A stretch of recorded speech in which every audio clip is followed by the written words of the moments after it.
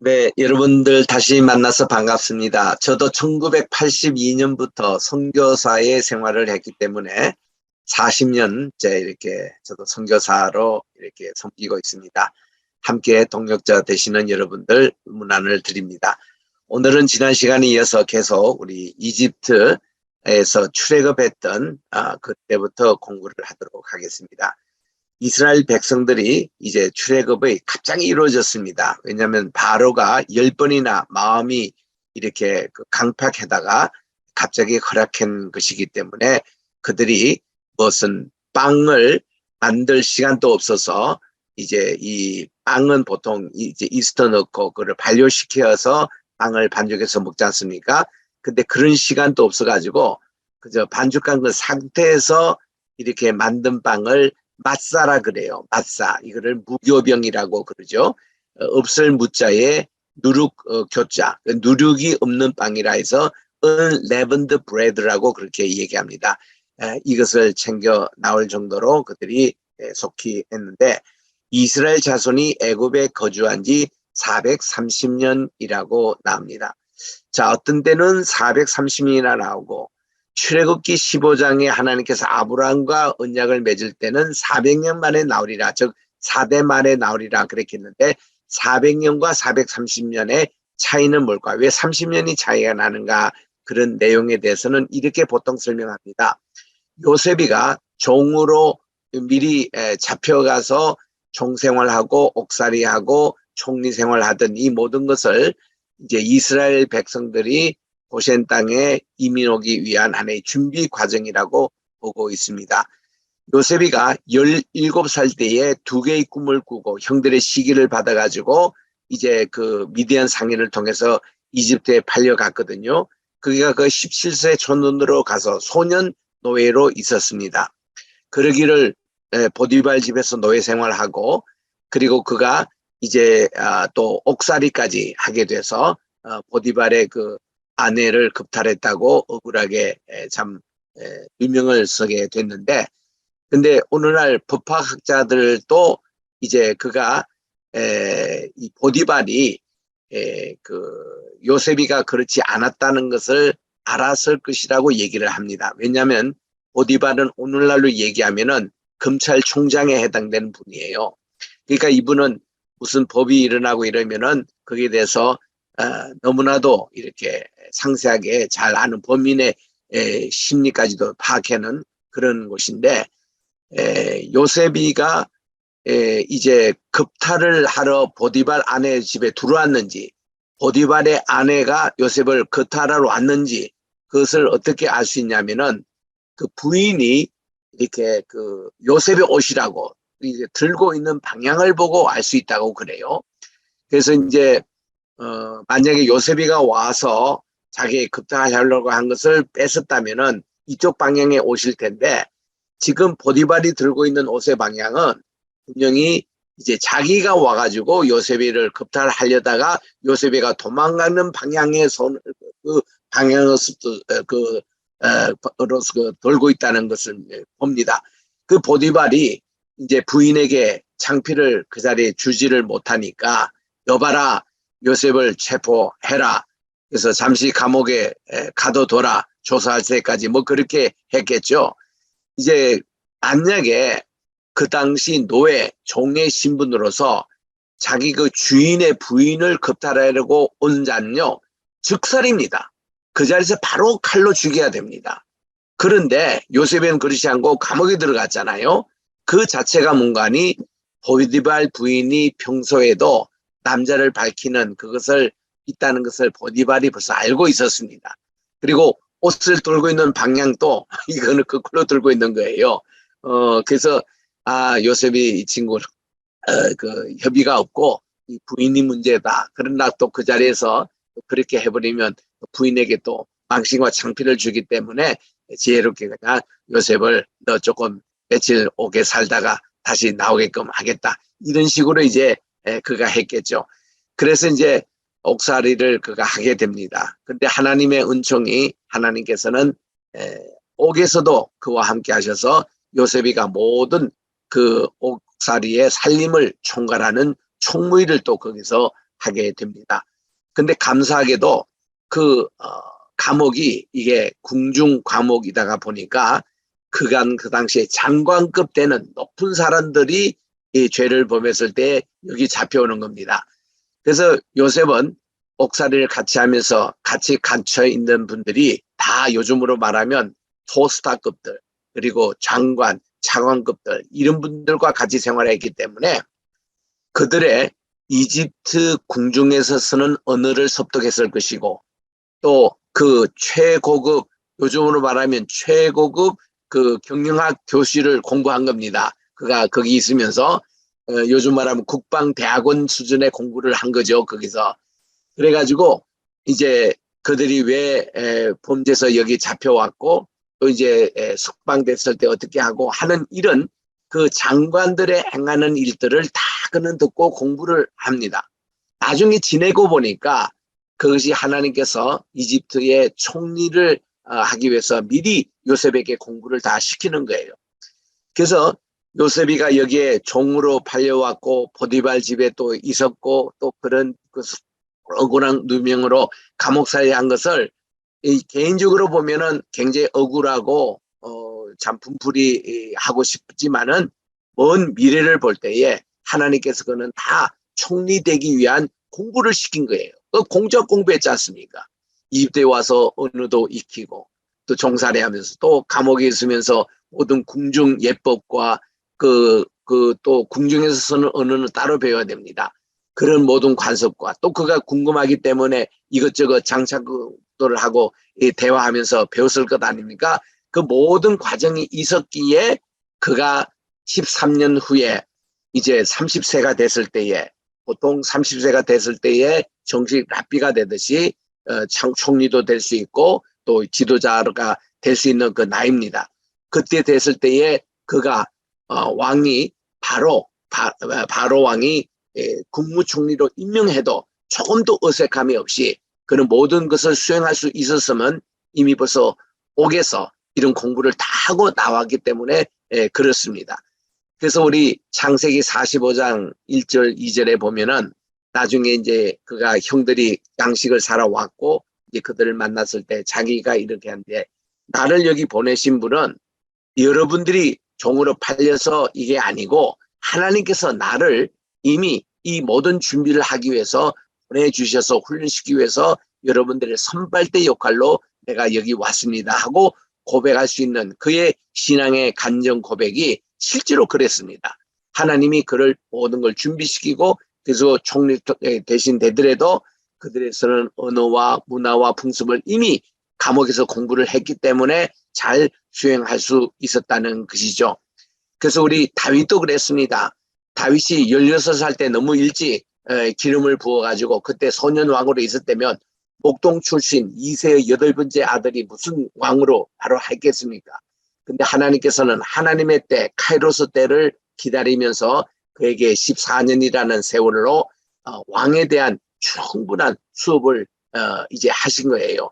인성교육도 시켜주시고 고난교육도 시켜주시고 또 그가 이제 이런 과정 속에서 하나님께 기도 훈련도 시켜주시고 광야 훈련도 시켜주시고 이렇게 해서 도피 생활 가운데서 그가 연단을 다 한 후에 정금같이 나와서 그는 30살 때에 헤브론에서 이제 그 사울 왕이 죽고 나서 왕으로 취임됐고 거기 또 7년 동안 연습을 그렇게 두 지파만 왕이었잖아요. 처음에 유다 지파와 베냐민 지파 여기 있는데 그 다음에 이제 그가 예루살렘에서 12지파 전체의 왕으로 다시 취임합니다. 그래서 다윗 왕만 해도 3번 왕으로 취임했는데 사무엘에게 왕으로 이렇게 기름 부음을 받는 거 16살 때 그리고 30살 때에 헤브론에서 2지파만 왕으로 이렇게 취임받았던 거 그리고 이제 또 7년 후 그가 예루살렘에서 33년을 통치하면서 전 12지파의 또 이제 그 장로들 그 족장들에게 그가 이제 그 기름 부음을 받고 전 통일 왕국의 왕이 될 수 있으면 하나님의 그 계획대로 모든 것을 다윗이 왕으로서의 훈련을 받았고 연단을 받았고 교육을 받은 기간이라고 봅니다. 자, 바울도 그랬잖아요. 우리 흔히 바울이 3년 동안 아라비아 광야, 요즘으로 말하면은 이제 배출합니다. 거기서 그가 훈련을 받았을 때 그때 3년 과정 이거와 예수님이 제자들을 이렇게 3년 동안 훈련을 시켜서 제자로 만들으셔서 파송했던 그 3년 기간이 갔잖아요. 갔는 이유는 뭔가니 이 바울에게는 특수 교육으로 개인 학습을 하나님이 시키신 겁니다. 그 예수님께서 첫째 날은 이런 일이 있었다. 둘째 날은 이런 일이 있었게 해서 3년 동안 제자들이 공생했던 그대로를 이렇게 다 가르쳐 줬습니다. 그래서 바울도 그렇게 훈련을 받았고, 그리고 이거를 가지고 자기가 훗날 예루살렘에 올라가서 기둥같이 여기는 베드로와 야고보와 요한에게 예의를 그대로 했어요. 주님이 나타나셔서 첫째 날, 둘째 날 이런 일을 하셨고 이렇게 말씀하셨다니까 똑같거든요. 그러니까 너무너무 기뻐가지고 이 세 제자들이 야, 오늘부터 당신들 우리 사도 맞다 하고는 받아들였던 그 내용을 갈라디아서 우리 1장 2장에서 간증을 하고 있는 것을 듣고 있습니다만은, 그래서 우리 MDB 과정, 대학을 졸업하고 신학의 기초 과정을 3년 우리가 하는 프로그램이 거기서 이제 시작이 된 거거든요. 3년의 과정인데, 바울 경우는 3년 가지고 주님께서 부족했던 것 같아요. 그래서 다시 그를 고향 다소에 보내가지고 10년 동안 집거하게 했습니다. 기도하게 하고 또 선교 훈련을 시키고 10년 동안. 그래서 그가 있는데 안디옥 교회를 개척했던 바나바가 찾아와가지고 이제 내가 이게 교회를 지금 개척을 하고 있는데 꼭 당신이 필요하다고 우리 같이 하자고. 그래서 그를 데리고 이제 가서 안디옥 교회에서 같이 개척을 했던 것을 보면은 사도 바울도 14년 동안 준비하여 선교를 했다는 사실입니다. 그래서 어떤 이제 선교사님들은 내가 너무 선교 늦게 오지 않았나 하는 분들은 전혀 그렇게 생각하실 필요가 없습니다. 모세도 80년을 훈련받고 그가 40년 쓰임을 받았잖아요. 사람마다 다 틀립니다. 아브라함도 75세 부름을 받고 75세까지 100년 동안 주님께 쓰임을 받았지 않습니까? 사람마다 다 이렇게 다른데, 또 어떤 분은 예수님 제자들처럼 바로 부름을 받고 바로 쓰임을 받은 베드로 같은 사람도 있지만, 베드로도 3년 동안 주님을 따라다니지만 주님을 3번씩이나 부인하고, 그리고는 그가 초대교회 지도자도 있을 때 성신님을 받고 나서 그가 이제 비로소 활동을 이제 정식으로 했지 않습니까? 그래서 모든 게 훈련의 과정이 필요한 것입니다. 그래서 이 430년과 30년의 차이에 30년이라는 것은 요셉이가 거기서 종으로 팔려가서 이제 그 총리가 될 때까지 13년이라는 세월이 걸렸지 않습니까? 그리고 7년 풍년이 왔어요. 7년 풍년이 왔습니다. 그러면은 20년이 됐죠. 그리고 또 7년은 흉년이 온 거예요. 그러면 27년이 흘러가잖아요.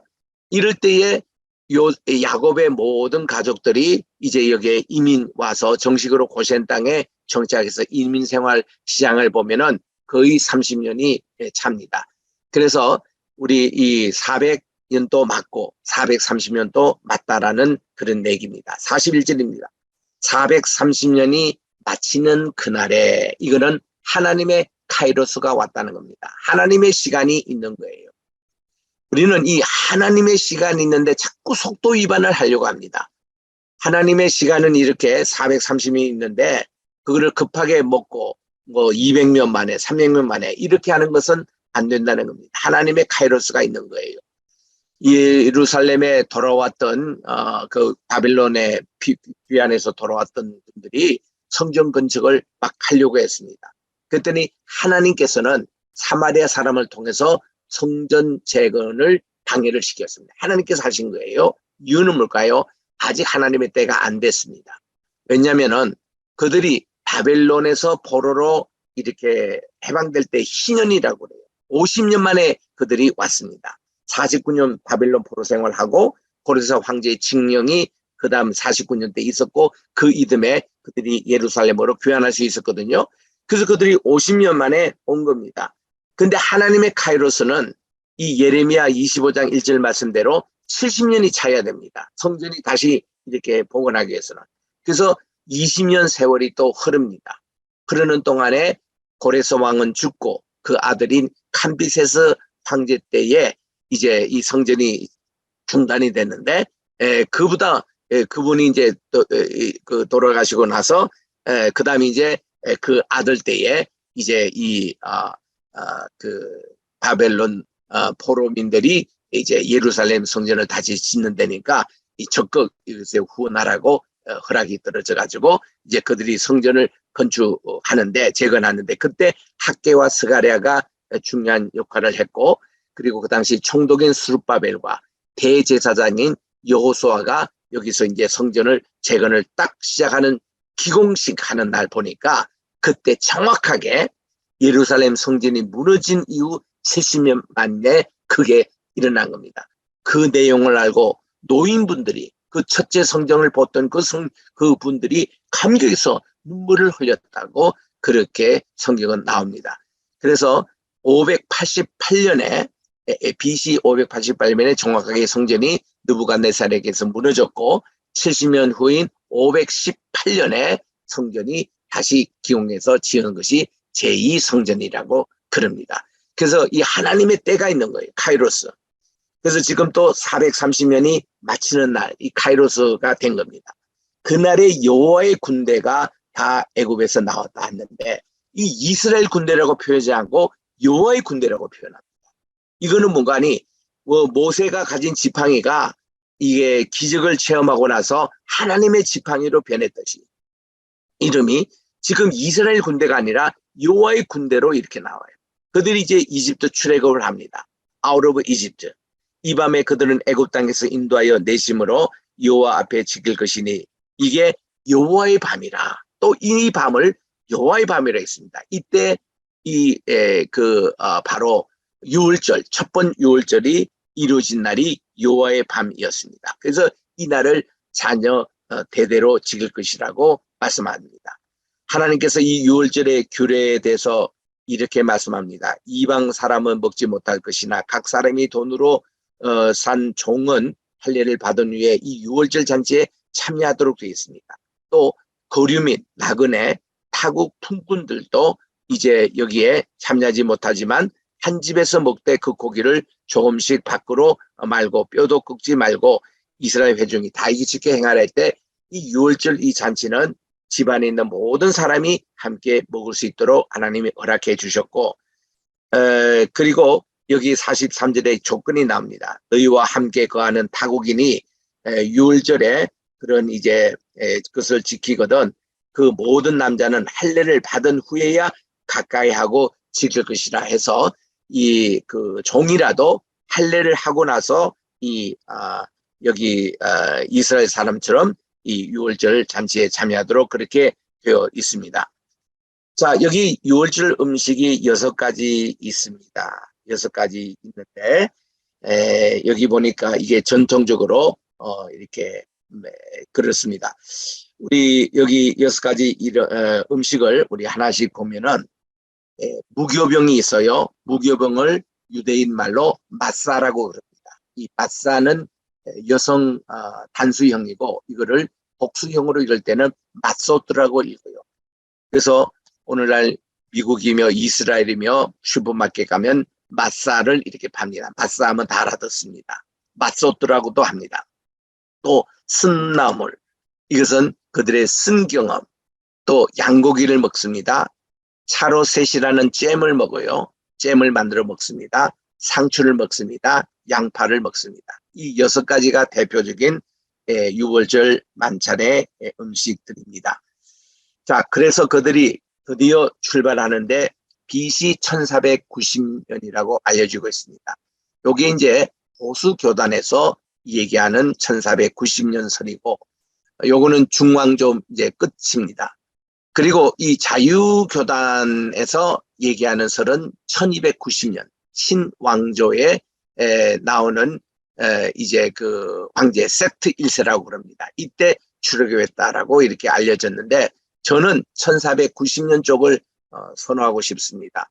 그리고 제가 이집트 갔을 때도 이준교 선교사님이 1490년 설이 더 맞다고 그렇게 설명을 하시더라고요. 그리고 이날이 니산월이라고 합니다. 이 니산월은 유대력에서 제일 첫 번째 달이 니산월 혹은 아비브월이라고 그래요. 그날 14일 오후 3시에 이제 첫 유월절 양을 잡습니다. 이 오후 3시라는 것은 저녁 소세 드리는 그 시간입니다. 고센에 있는 각 가정 장막에 받아 그들의 허리띠를 메고 신발을 신고 손에는 지팡이를 들고 출애굽을 준비를 했습니다. 그 유월절 음식으로 이 무교절을 시작했는데 항상 보면 유월절 요때가 금요일이잖아요. 그 다음날이 무교절이 시작되는 날입니다. 그리고 그 다음날이 초실절이에요. 그래서 이 세 개는 붙어 있습니다. 유월절, 무교절, 초실절은 금, 토, 주일이 붙어 있어요. 이것이 이제 오늘날 기독교의 개념으로 말하면 성금요일, 성토요일, 그리고 부활주일. 이렇게 있는 세 개가 붙어 있는데 유월절 음식으로 무교절을 이제 그때 시작하면서 니산월 15일 저녁에 람셋을 출발해서 수콧에 그들이 집합을 합니다. 그래서 우리 이 고센 땅에서 그들이 나왔을 때 그때 이제 배경에 대해서 살펴보면은 우리 그 7월부터 10월 이거는 유대력입니다. 농한기예요. 나일강이 범람한 시즌 때 그때 이제 이 씨를 뿌리지 않습니까? 그리고 11월부터 2월 달 곡식이 자랍니다. 그리고 3월부터 7월이 이게 추수기입니다. 그들이 출애굽을 했던 것이 이 추수기 때에 출애굽을 했던 것입니다. 요거를 조금 더 우리가 도표로 우리가 살펴보면은 우리 안에 중간에 메노라가 있죠. 메노라 근처에 있는 요것이 양력입니다. 오늘날 우리가 지킨 양력이에요. 그리고 이스라엘에서는 처음에는 이들이 봄, 여름, 가을 그 겨울이 없습니다. 그들은 건기와 우기로 나눠져요. 건기와 우기. 봄, 가을은 이제 후대 생긴 개념이고요. 그래서 건기가 언제부터 시작되는 거 아니? 우리 대개 우리 양력으로 말하면은 4월 중순부터 시작해가지고 10월 중순 혹은 11월 초까지를 건기라 그래요. 이때는 비가 오지 않습니다. 이때 고고와 발굴팀들이 많이 고고하려면 비가 안 나오기 때문에. 그리고 우기 때는 언제냐면 농사지을 때입니다. 이때 10월 중순이나 11월부터 시작해서 4월 중순까지를 우기라 그렇게 얘기합니다. 그리고 그 옆에 있는 요 달력이 유대력입니다. 유대력이 1월, 2월, 3월, 4월 이렇게 1월 시작하는 거를 니산월 아비벌이라고 그러고요. 그래서 그 12달로 나누면서 12월 달이 아달월이라고 불임질이 있는 곳입니다. 그래서 거기에 보면은 우리 맥추절, 오순절, 칠칠절 그런 거 보세요. 맨 처음에 늦은 비 할 때 거기 보면은 6월절 무교별 찾으셨나요? 봄 중간에 있습니다. 봄 중간에. 거기서 그 다음 초실절 있지 않습니까? 그래서 6월절, 무교절 하루 차이고 초실절이 그 다음 날이에요. 그래서 이것이 이제 우리 기독교에서는 성금요일 날, 성토요일 그리고 부활절이 되는 거고 거기서도 7주가 지나면은 맥추절 이렇게 됩니다. 맥추절, 칠칠절이라고 그러죠. 여기서 오순절은 이거 잘못된 예, 오순절 맞습니다. 오순절, 맥추절, 칠칠을 맞고요. 그 다음 이제 쭉 가서 이 나팔 있는 그곳이 나팔절 요게 이제 나옵니다. 그게 이제 티시리 월이라고 그러는데 여기서 열흘 지나면 대속절 10일이고 또 5일이 지나면 초막절, 장막절, 수장절이가 하는 그런 절기가 있습니다. 그리고 그 밑에 맨 밑에 보시면 수준절이라고 나오는데 이게 성탄절 바로 전에 있는 것이 수준절입니다. 그 다음 또 하나의 절기 나온 게 불임절이 맨 마지막 나오는 것이 그게 아다르 그러니까 유대력으로만 제일 마지막에 일어나는 것이 불임절입니다. 자, 그 다음 또 요런 우리 구약에 나오는 원력을 한번 살펴보겠습니다. 여기 보니까 이게 히브리 원력은 다 음력이에요. 그래서 우리 니산월 아비버월이 그게 이제 처음 시작입니다. 이때 우리 양력으로는 3월 4월 요때 보리 수확을 합니다. 14일이 6월절입니다. 이알월이 나와요. 4, 5일. 또 시바월이 있습니다. 밀수확 주투. 그리고 777 오순이 나고 단무수월이 있습니다. 초기 포도원을 수확하고 아보월이 있습니다. 포도, 무화과, 올리브 수확하는데 이 아보월의 9일이 성전 파괴일이라고 합니다. 그래서 이거를 히브리 말로 티샤 베아브, 아보월의 티샤, 9째 되는 날. 이날이 성전 파괴일입니다. 성전 파괴일부터 40일 동안 금식기도 하잖아요. 금식기도 하고 그 다음 날이 창조절이에요. 그러니까 이스라엘은 항상 성전 파괴일 다음에 40일 동안 금식기도 하면서 그 다음 새해를 맞이합니다. 그게 이제 로시 하샤나 새해가예요. 그리고 엘룰월에 여름 과일을 생산합니다. 요거를 다시 도표로 이렇게 제가 설명을 할 테니까 조금 더 쉽게 눈에 들어오실 겁니다. 도표 보기 전에 티시리월이 참 이스라엘에서는 중요한 절기입니다. 지금 요 시즌이에요. 이스라엘에서는 이 티시리. 며칠 안에 있으면 창조절이 시작되거든요. 이 창조절을 로시 하샤나라고 부릅니다. 미국에서도 이날은 공휴일로 지켜요. 아이들 학교 안 갑니다. 그리고 이 이스라엘 말할 것도 없고 이 로시 하샤나 이틀씩 지내요. 그리고 욤 키프르라는 대속죄일, 이날 또 학교 안 가는 학교가 많습니다. 이게 이제 대속죄일. 그리고 우리나라에 해당되는 추석이 초막절인데 올해는 한 달 차이가 납니다. 한 달이 우리 한국이 빨랐어요. 근데 빨랐는데 한국의 요번에 보니까 이번 추석이 100년 만에 보름달이 제일 밝았습니다. 그러니까 이 달이 지구와 제일 가까운 것이죠. 주기로. 이거를 봤을 때에 원래 한국 추석이 옳았습니다. 이스라엘도 원래 요 날을 초막절로 지키셔야 되는데 이들은 지금 한 달 차이로 한 달이 지금 늦어졌습니다. 그래서 원래 이들의 창조일이 9월 26일 날이 창조일이 되고 원래 이스라엘에서 지키는 초막절이 10월 9일 우리 한국보다 한 달이 늦은 날로 된 겁니다. 가끔씩 이런 일이 생겨요. 그 계산법 때문에. 그리고 이제 마케스반이라는 월인데 때는 올리브가 생산되고 키스레브 월에 곡식을 심고 25일에 수준일이 있고 티벳 월에 곡식이 자라는 우기 시절이고 쉐바 때 겨울 곡식이 자라는 우기 시절, 아달월 때가 이때가 불임절이 있는, 그러니까 음력으로 그 유대력의 제일 마지막 달이 아다월입니다. 제2 아다월은 윤달인데 4년에 한 번씩 생깁니다. 그거 윤달도 계산 착오 때문에 한 번씩 윤달이 들어가요.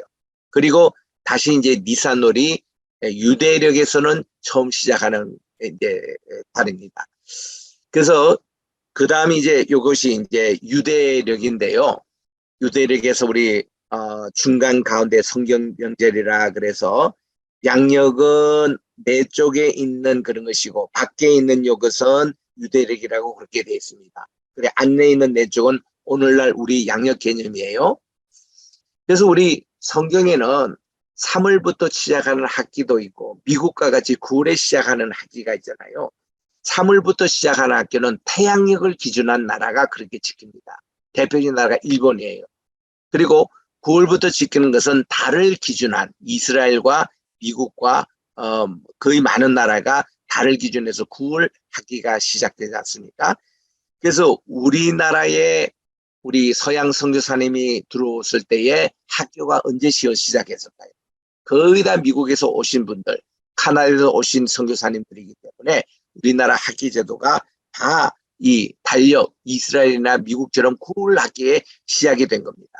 그 9월부터 우리가 입학식하고 다 그랬던 거거든요. 그런데 1910년 일제하에 딱 들어갔을 때에 일본이 이거를 3월 학기로 바꾼 겁니다. 그래서 우리는 지금 현재도 교육부에서 이 논란이 있어요. 우리도 옛날 일제시대 이전에 본래 9월에서 했던 그때로 하자. 왜냐하면 미국 학기하고도 맞추기도 하고 세계적인 추세가 9월 학기부터인데 이게 자꾸 태양력을 쓰는 중심한 그 일제 영향으로 우리가 이게 차이가 나가지고 아이들 유학 보는데도 미국 유학 보는데도 여러 가지 어려움이 있잖아요. 그게 이제 다 이것 때문에 그렇습니다. 근데 이스라엘 가도요, 두 가지 칼렌더를 다 같이 쓰고 있습니다. 보세요. 이 아비벌 니산월이 1월이거든요, 본래. 이게 1월입니다. 근데 이것이 왜 이러냐면은 이것은 아주 후대 생긴 거예요. 언제? 제1번 6월절 때 이거 생긴 겁니다. 출애굽할 때 요 날을 정월로 삶아서 하라고 해서 아비벌 니산월 이거를 지금 쓰고 있는 것입니다. 그런데 또 하나 유대인의 칼렌더에는 저 7월에 해당되는 티슈리를 보십시오. 이 티슈리 때에 뭐가 있습니까? 창조절이 있습니다. 하나님께서 태초에 지금부터 5,800년 전이에요. 빛이 있으라 하시면 빛이 있으라. 여히오로, 바 여히오로, 히브리어로 Let there be light and there was light. 그 빛이 있으라 하심에 빛이 있었다는 창조절이 티실에 있는 거예요. 그게 이때가 모든 해의 시작이 아니겠습니까? 태초에 할 때 그 태초입니다. 그래서 이것이 7월이 정확하게는 이게 진짜 새해 맞습니다. 그런데 이 1월 아비벌 니산월 시작해서는 종교적인 절기라고 그래요.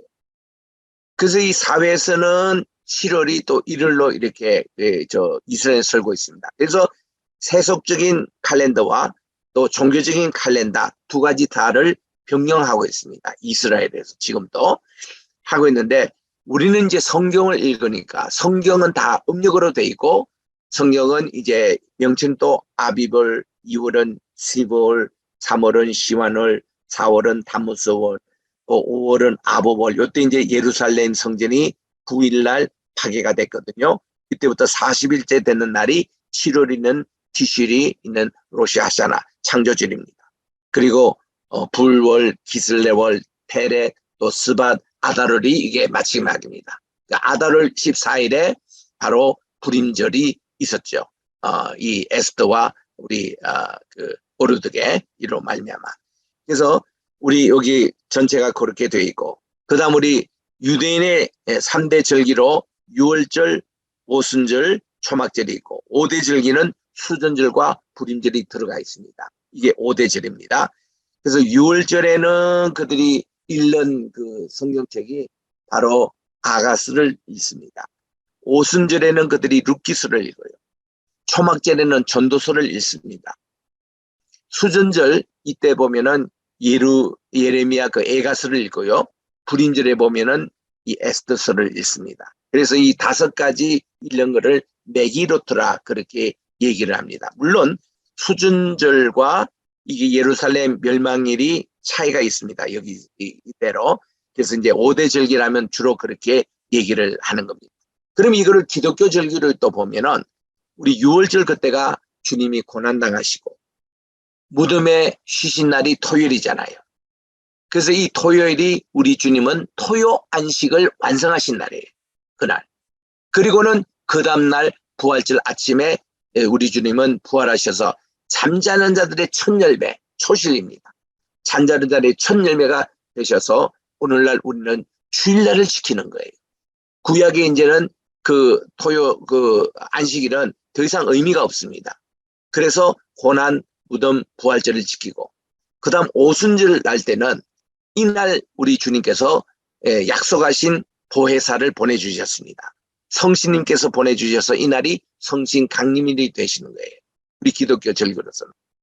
그 다음에 이제 우리가 초막절 이때에 우리나라는 추석이지만 우리 지금 미국의 전통에 따라 11월 달에 추수감사절을 지내는데, 많은 우리 한국교회에서 요즘 추석 때 그 교회 추수감사절을 지키는 교회가 늘고 있습니다. 그래서 우리 그 1620년에 청교도들이 미국 대륙에 와서 1621년에 첫 추수감사절 드린 걸 가지고 우리 미국 전통으로 추수감사절을 지킵니다마는, 그 전통을 미국 선교사들 우리에게 소개했기 때문에 우리가 보통 교회는 11월 달에 합니다마는 성경적으로 얘기하면 초막절에 우리 추수감사를 드리는 것이 옳습니다. 그리고 같은 추수감사절 11월 셋째 목요일날, 넷째 목요일날 이래도 카나다 가면은 추수감사절이 10월 달입니다. 10월 초입니다. 그래서 미국보다도 한 달 반이 빨라요. 왜 그럴까요? 그들은 카나다는 더 추운 지방이기 때문에 추수를 일찍 합니다. 미국보다도. 그리고 단풍 시절 그때에 추수감사절을 지냅니다. 그 나라마다 있기 때문에. 그래서 우리 고정관념에 미국 선교사들이 우리에게 숨겨놓은 추수감사절 11월 말에 있다, 중순에 있다, 이런 고정관념을 사실은 깨야 됩니다. 우리 성경적으로 얘기하면은 추수감사절이 초막절, 우리 지금 추석 요 전후에 지키는 게 그게 옳습니다. 그러나 오랜 교회 전통에 그렇게 내니까 어쩔 수 없는 거죠. 자, 그래서 제가 아까 이거 설명한 것을 다시 정리하면, 이스라엘의 종교적인 신령, 그러니까 이 종교적인 그 캘린더입니다. 우선 6월절 니산월 이때가 맞고요. 그리고 이제 출애굽 이날 출애굽을 했습니다. 너희에게 달의 시작 곧 해의 첫 달이 되게 하고, 그것이 이제 종교적인 칼렌더가 된 겁니다. 그래서 이집트에서 시작된 양력의 전통으로 이렇게 나옵니다. 이집트는 다 양력을 지켰잖아요. 태양신을 섬기기 때문에. 그래서 그거와 이렇게 이게 맞는 그런 것으로 3월 그때 맞고, 그리고 이제 사회적인 신년은 창조절입니다. 이게 나팔절이 있는 티슈리 1일날, 이때 추분전후입니다. 봄축제는 춘분전후고 여기는 추분전후거든요. 이거는 바벨론의 신년축제, 이게 원력입니다. 이게 이제 달을 기준으로 우리 한국도 그렇고 이스라엘도 그렇고 많은 유럽에서 우리 달 원력을 지키잖아요. 이것이 맞는 얘기입니다. 그래서 두 가지 이런 설이 있다라는 것, 춘분과 추분의 기준으로 있다는 것을 우리가 봅니다. 그래서 두 가지 이 신년 축제를 혼용하면 음력과 양력 전통을 받아들인 것이고요. 우리 주전 BC 10세기 경에 게셀 달력이 있는데 지난번에 우리가 봤습니다. 이 달력. 여기서는 가을부터 시작되어 수확되는 순서에 따라 달의 이름이 기록되어 있다고 그렇습니다. 우리 사울과 또 다윗과 또 솔로몬 왕이 있던 통일 왕국 시대는 농경 중심의 달력은 가을부터 시작이 돼서 음력 중심입니다. 그래서 히브리 원력은 30년을 가진 12달인데 그래서 애곡의 기간이 30일입니다. 신명기 21장 13절에 보니 포로의 의복을 벗고 내 집에 거하며 그 부모를 위해서 1개월 동안 애곡한 후에, 우리 부모의 상이 나면 1개월 동안 하라는 것이 이 원력으로 한 달입니다. 내가 그에게 들어가 그 남편이 되고 그는 내 아내가 될 것이며, 이렇게 하고 민수기 20장 29절에도 온 회중들이 아론의 죽은 것을 보고 30일을 애곡했더라라는 풍습이 다 원력의 기준에서. 그러나 실제로는 이 한 달이 29일 반입니다. 이 음력으로. 그래서 1년이 354일 반이기 때문에 매 19년마다 20년이 못 되는 19년마다 7번의 윤달이 필요합니다. 그래서 이 마지막 윤달이 낀 날을 제2의 아달월이라 그래요. 이게 한 번씩 19년마다 있는 겁니다. 그래서 이것을 보충해 주는 내용들을 보게 됩니다. 이런 칼렌더를 좀 기본적으로 좀 아시면 성경을 이해하는 데 많이 도움이 되실 겁니다. 자, 월삭을 지킵니다. 월삭이라는 것은 이제 원력으로 한 달에 시작되는 첫날을 하나님께 예배드릴 때에 번제와 희생제물을 바칩니다. 축제가 일어납니다. 이게 민수기 29장 6절, 사무엘상 20장 5절 쭉 나옵니다. 안식일처럼 월삭도 지켜졌습니다. 그래서 오늘날 우리 월삭 기도회, 우리 새벽 기도회 많이 하지 않습니까? 우리는 양력 기준으로 하잖아요. 9월 1일 같으면 우리 월삭 새벽 기도회 오늘 합니다. 또 10월 1일 같으면 10월 월삭 새벽 기도회 합니다. 이런 용어가 여기서 나온 겁니다. 원래는 그게 이제 음력을 기준인데 오늘날 다 양력을 쓰기 때문에. 그래서 우리 하나님께서 이제 이사야를 통해서 이렇게 말씀하셨습니다. 내 마음이 너희의 월삭과 정한 절기를 싫어하나니 그것이 내게 묵은 침이라 내가 지기에 곤비하였느니라. 저도 정말 이 말씀을 처음에 읽을 때 이해가 되지 않았습니다. 왜 하나님은 예배 또 이 절기를 왜 싫어하셨냐. 그게 아니라 나중에 보니까 그냥 형식으로 지키는, 아무 내용은 없고 지키는 그거를 싫어한다는 것이지, 하나님은 이런 걸 지키더라도 너희들이 제대로 알고 예배하라 뜻이더라고요. 형식을 무시하라는 뜻이 아니라.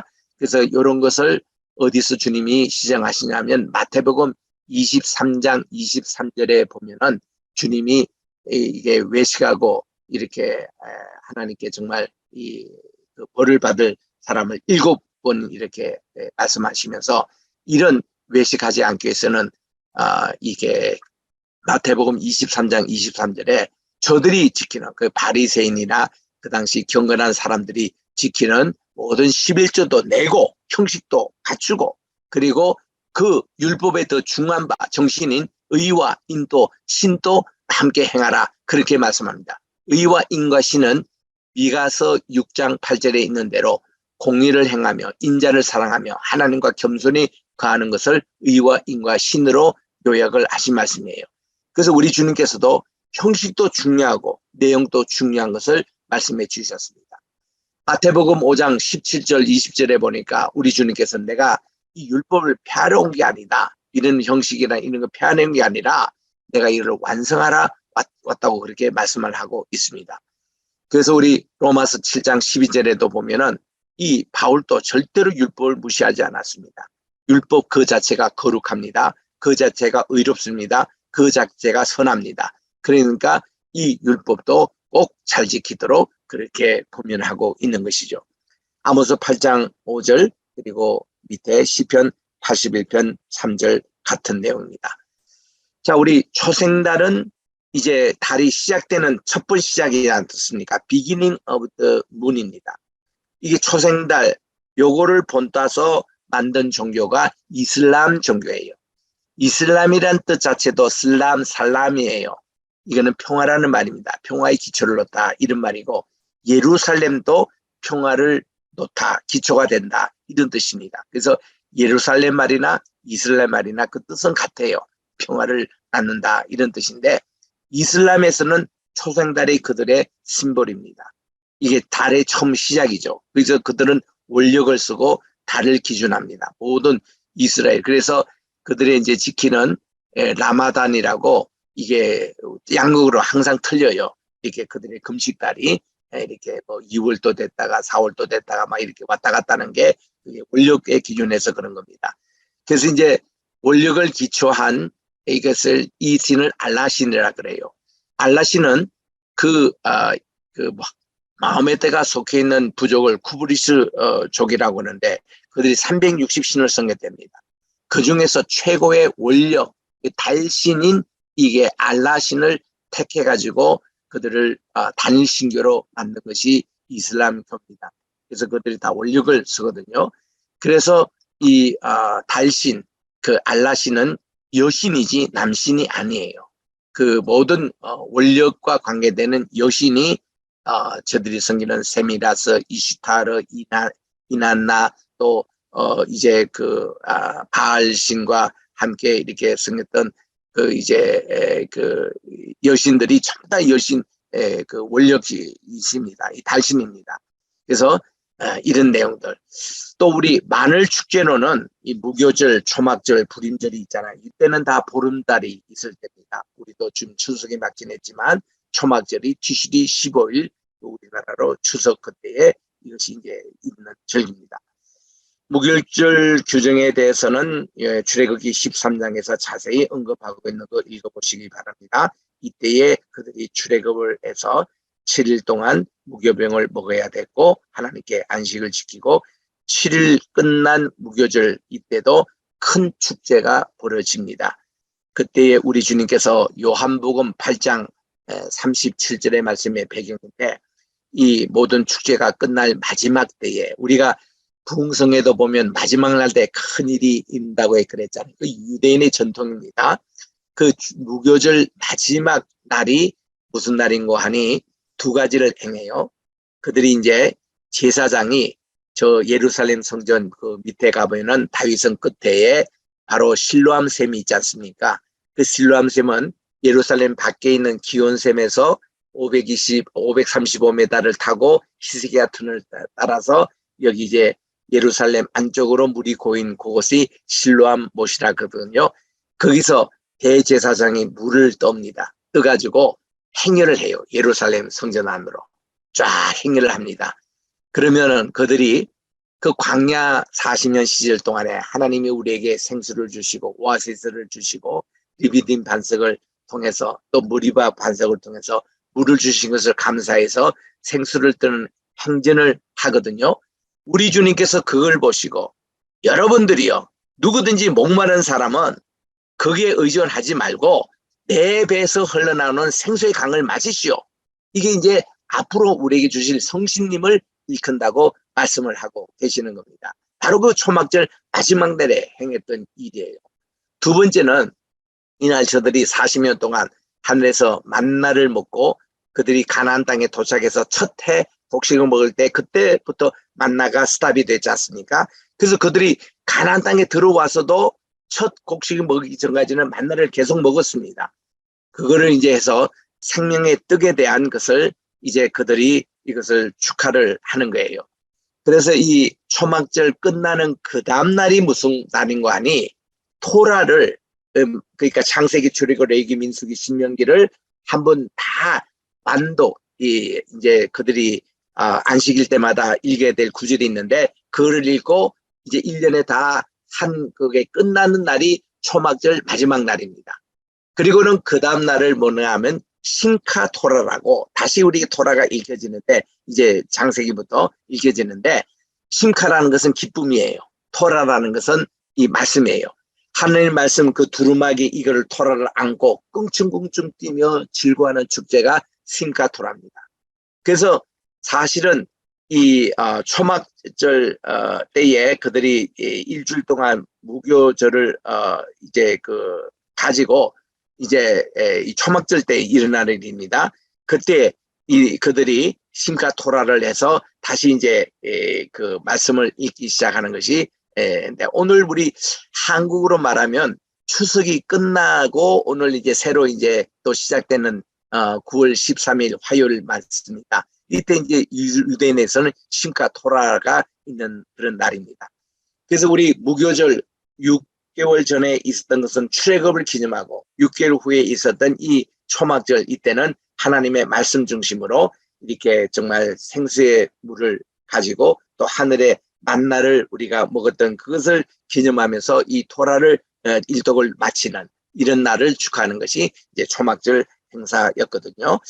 그래서 우리 이런 이스라엘의 절기를 이렇게 살피면서 아는 것 상당히 참 의미가 있고 또 오늘날 우리 기독교 신앙하고는 밀접하게 관계가 있습니다. 자, 출애굽의 출발지와 경유지를 이거 잘 아셔야 진짜 시내산이 어디 위치해 있는 것을 알게 되겠습니다. 그들이 이제 에담으로 나가는 사막 이제 그 고센 땅에서 나와가지고 이제 니산월 16일에 에담으로 가는 사막을 건넙니다. 그리고 하나님께서 이스라엘이 가장 적과 꿀이 흐르는 가나안 땅, 그게 헤브론 땅이라고 제가 설명을 드렸죠. 그들의 조상의 무덤이 있는 곳. 그곳으로 가려면은 블레셋 사람들이 사는 블레셋 평야 남단을 통해서 가는 게 제일 빠릅니다. 그걸로 가면은 불과 한 열흘 만에 갈 수 있는 것인데 출애굽기 13장 17절에 보세요.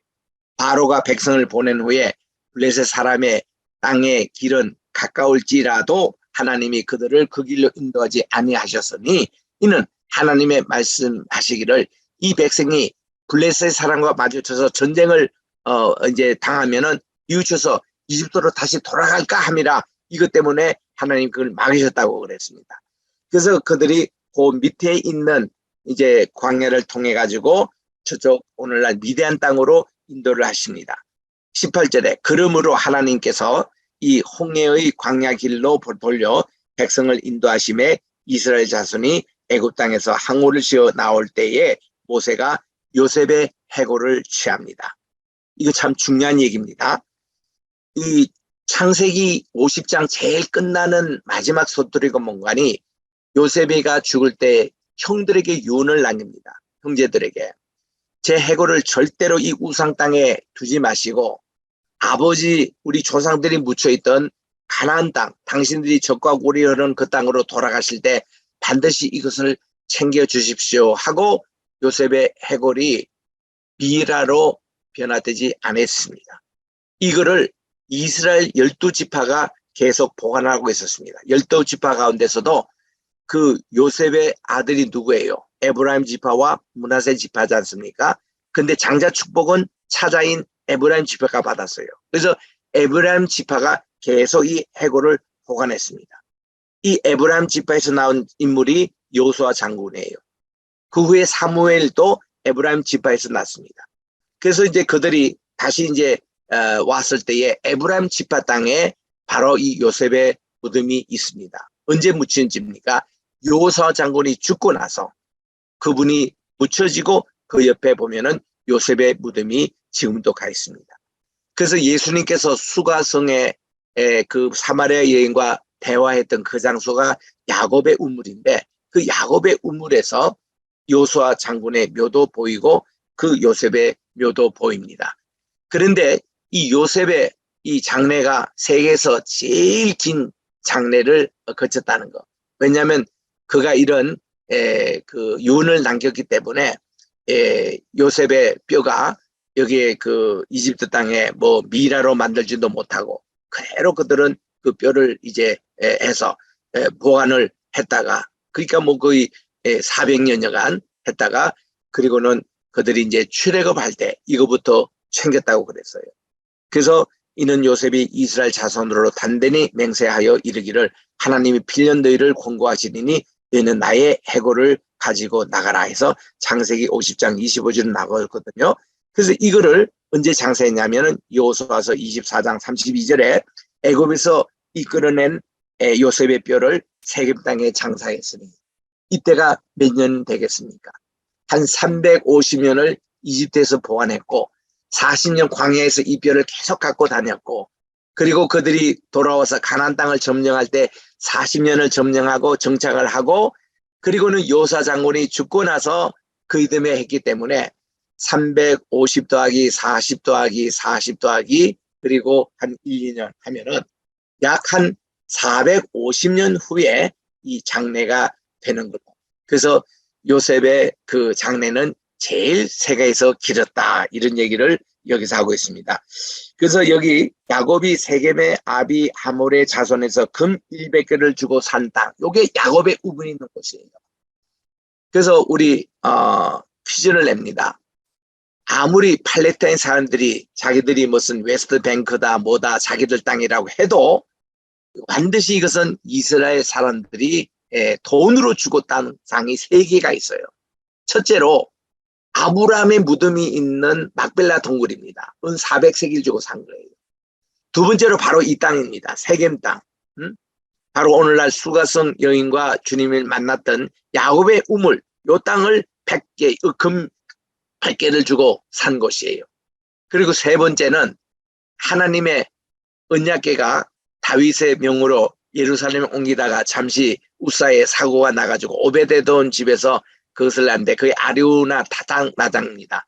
거기서 잠시 머물렀다가 다시 예루살렘으로 왔는데 그 아리우나 타장 마장이 잠시 또 하나님의 언약궤가 있다고 이걸 다윗이 돈으로 주고 샀습니다. 그 땅이 이제 오늘날 예루살렘 성전터가 있는 곳이 되는데 이 세 땅은 반드시 이제 이스라엘 땅으로 그렇게 알고 있습니다. 자, 이제 출애굽이 시작됐습니다. 숫곳에서 발행해서요. 아까 얘기한 대로 에담의 장막을 먼저 쳤습니다. 낮에는 구름 기둥으로 하나님이 그들을 인도하시고 밤에는 불 기둥으로 비춰주시는데 이거 잘 보세요. 원래 이 구름 기둥과 불 기둥이라는 것은 나중에 성막이 다 세워지고 지성소에서 있는 여호와의 불이 쫙 올라갔을 때 그래 만들어진 건데 하나님은 미리 이거를 보여주시고 이걸 가지고 이스라엘 백성들을 인도하셨습니다. 훗날 이제 그 이집트 군대가 막 따라왔을 때 하나님은 구름 기둥으로 그들의 진로를 막 막으셨던 그 기둥 이때부터 주어서 등장합니다. 그런데 우리 출애굽 맨 끝에 보면은 이제 하나님의 성막이 다 완성되고 나서 그다음 불기둥과 구름 기둥이 여기서 올라오더라 그렇게 나왔지만은 우리 13장 20절 21절부터 이미 벌써 나오잖아요. 이거는 그 성막과 관계없이 하나님의 임재 자체를 얘기하는 겁니다. 그래서 이제 홍해 바다를 건너기 전에 에담에서 머물렀고 에담에서 발행해서 이제 요거 하나하나 지면 지명이 나오는데요. 여기서 이제 숙지가 되는 게 7절 맨 끝에 에담 광야로 3일쯤 들어가 마라에 진을 짓고 했는데 이 3일 길이라는 것이 이게 과연 맞느냐 아니면 많이 축소했느냐 할 때 실제로 가보면 3일 길보다는 훨씬 길었다는 것이 오늘날 우리 학자들의 견해입니다. 그래서 이 문제는 우리가 시내산 진짜 위치가 그 사우디아라비아에 있다라고 할 때에 풀어야 될 숙제가 이제 이런 문제입니다. 여기서 성경에서 언급하는 일자보다도 너무나 이렇게 실제로 가면 좀 길어요. 그게 여행이.